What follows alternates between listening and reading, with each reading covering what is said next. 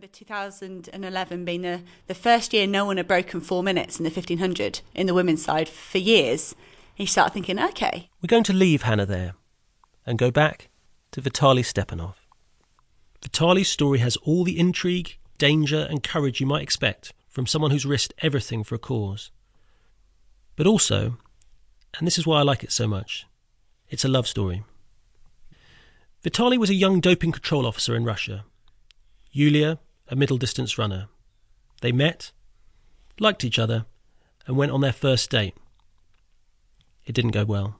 During our first date, we spoke.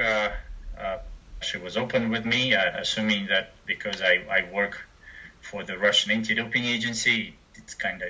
Yulia had been caught up in state-sponsored doping since 2007. Assuming Vitaly was on side, she told him everything. So Russian doping control is like fake doping control. Nobody's worried about it. So we spoke. I felt like an idiot, but then at the end of the date, we joked and we said to each other that things will never work out between us, and it was a nice date, but we'll probably never see each other again. So that's how it ended. Yeah, so if I can wind the clock down back to London 2012, a lot's happened since then, both good and bad. But I assume you still have very fond memories of that. Oh, my goodness, yes. I mean, they were a great game. Sebastian Coe is one of Britain's most celebrated Olympians. A 2-time gold medalist at the Games, he was also president of the organising committee for London 2012. We didn't get everything right, but we got as much of it as we needed. There's another part of the Games. There's been a lot of drug testing, a lot of cheats caught over a period of time. And I've heard a tag by some people used describing London as the dirtiest Games. Would you agree with that? What Cowan didn't know. No, not remotely. Well, he couldn't really know at the time. But you also have to remember that, if you don't go fishing, you don't catch fish. The Olympics have been catching fish since 1968. That's when the first anti-doping programme was introduced. Today, anyone who wins a medal gets tested. Blood and urine samples are taken from the winning athletes immediately after competition and tested in that game's own laboratory. The man tasked with running that lab in London was Professor David Cowan.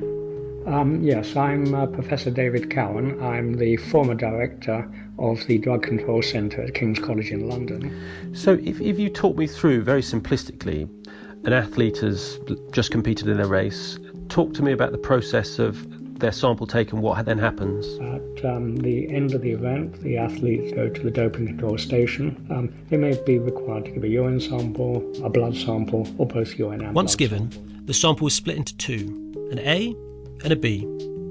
Those were sealed, labelled, and the containers were driven securely to the laboratory. How many people were working in the laboratory then, though, at that time? Well, we're working in shifts, and typically we had a shift of about 60 to 80 people. And that was a 24/7 operation? It was 24/7, yes. It was genuinely brilliant, highly resourced, and meticulously run system. But what Cowan didn't know, what he couldn't really know at the time, was that literally hundreds of dirty samples were going through that system undetected.